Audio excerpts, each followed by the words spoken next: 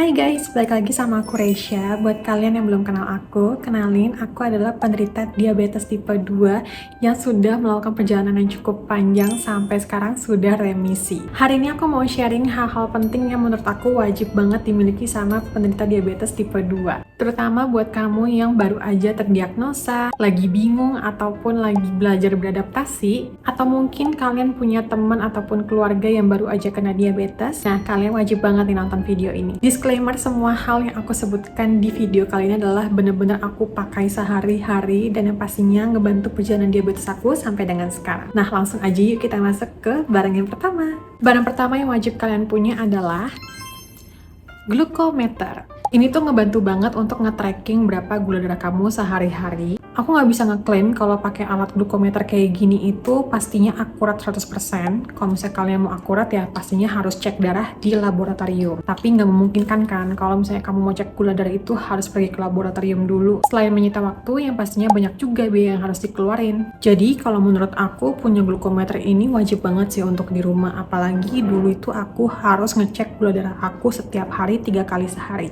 Personally, aku tuh punya beberapa alat glukometer yang selalu standby ada di rumah, ada di kamar, kadang-kadang pun aku bawa kemana-mana. Harganya pun beragam banget dari 100 ribuan sampai 200 ribuan. Nah, FYI, kalau misalnya kalian punya alat glukometer kayak gini, yang kalian harus refill itu cuma strip, jarum, dan juga alkohol swabnya aja.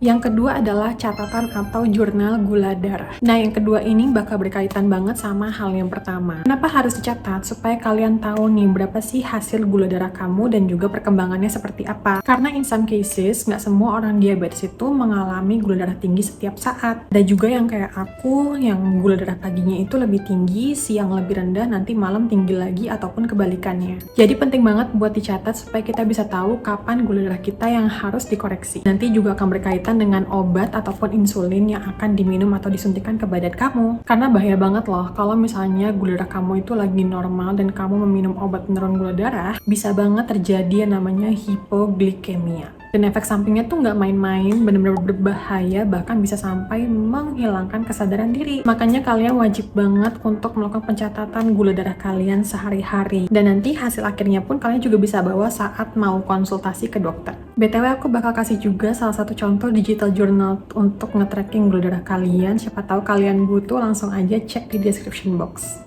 Yang ketiga, obat atau insulin dan juga permen. Nah, buat kalian lagi menjalani pengobatan medis, pastinya kan harus minum obat atau suntik insulin yang sudah diresepkan oleh dokter. Ingat ya, nggak apa-apa banget loh kalau misalnya kalian itu harus menjalani yang namanya minum obat ataupun suntik insulin. Tenang aja, selagi kalian mau usaha dan juga mau merubah ke pola hidup yang lebih baik, pasti nanti lambat laun gula darah kalian itu bakal lebih normal dan sangat memungkinkan kalian itu bisa menurunkan dosis obat ataupun insulin. Bahkan nanti bisa 100% lepas obat ataupun insulinnya. Yang penting enjoy aja proses pengobatan medis kamu dan jangan lupa harus sambil berusaha ya. Nah, kenapa aku tuh menyebutkan permen? Karena orang diabetes 2 itu juga bisa hipoglikemia atau mengalami gula darah yang rendah.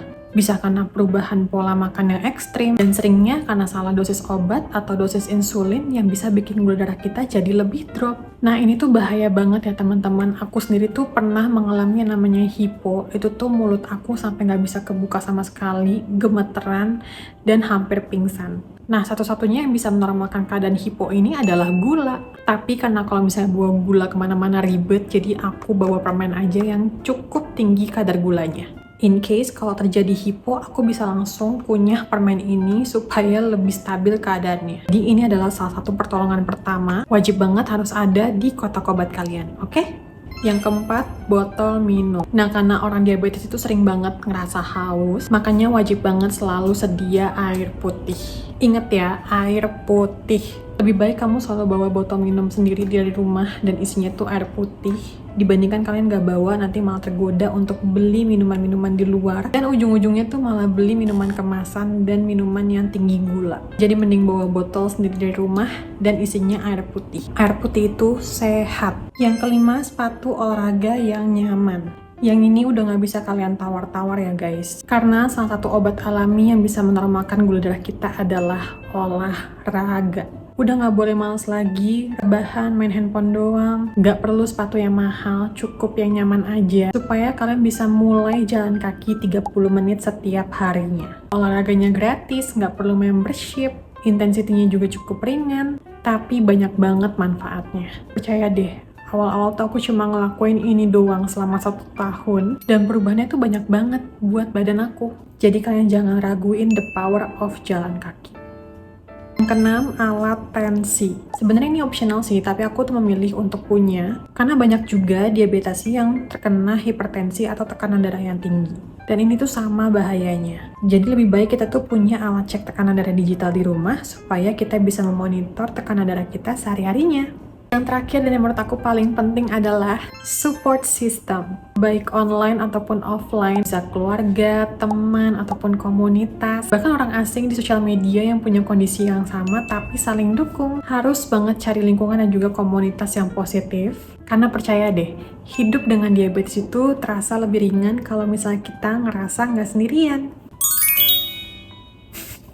Nah itu dia tadi barang-barang ataupun hal yang wajib banget dimiliki sama penderita diabetes tipe 2. Yang pastinya bakal ngebantu hidup kita jadi lebih aman, lebih tenang, dan juga lebih sehat. Kalau kamu punya barang andalan versi kamu, coba ya tulis di kolom komentar karena aku nggak sabar banget pengen baca barang-barang andalan kalian. Dan kalau misalnya kalian suka video yang kayak gini, jangan lupa ya di like dan juga di share ke teman-teman ataupun keluarga yang lagi butuh informasi seperti ini. Dan sampai ketemu di video selanjutnya. Ingat ya, tetap jaga gula darah, tetap semangat, dan sayangi diri sendiri. Bye-bye!